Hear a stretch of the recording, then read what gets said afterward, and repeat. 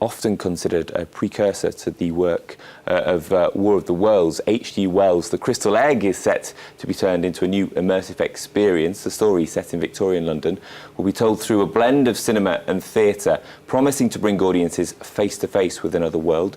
Louisa Guerrero and Michael Archer are from the Old Lamp Entertainment production company behind this. Lovely to see you both. Thank you for coming in. No problem. Let's just go over the story then, because I think lots of people obviously know War of the Worlds, but sure. not everyone might be that familiar with The Crystal Egg. But there are similarities. There are similarities. And the thing is, I was a massive fan of War of the Worlds. And when I started watching the 50s film, and so for me, seeing that this book, which was written around the same time as War of the Worlds, when it was being serialised in Pearson's magazine.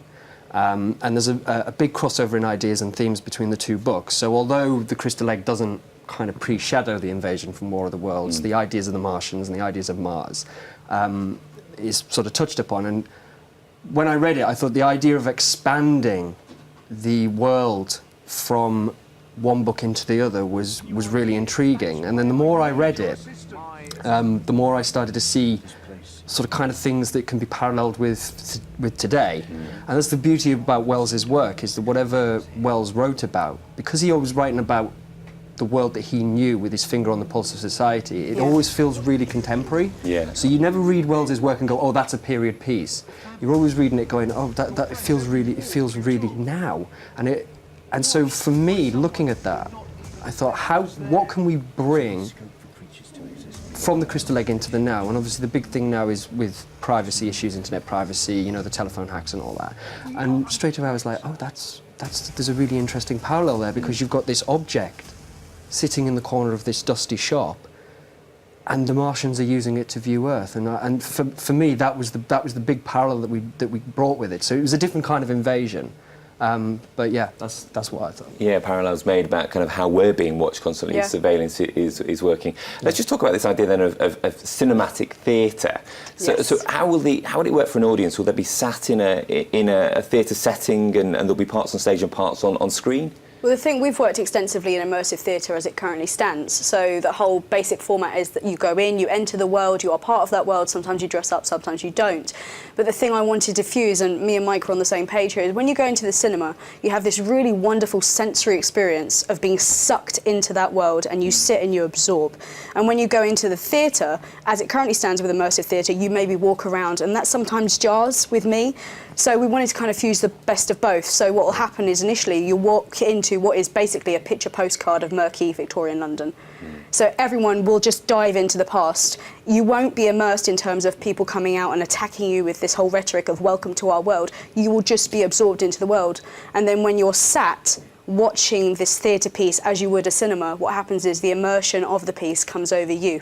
So the technology, like happening all around you. So it should be a very fully immersive sense within the original sense of that word, whereby you are immersed fully, sensorily, within that experience. So which is why we're so high-tech in what we're doing. Yeah, I mean, we know Londoners are keen for these kind of experiences. Especially with sci-fi, the expectation of that goes way up, and we don't want to disappoint. It doesn't sound cheap, though. Sounds like this will be a pricey project. Yeah.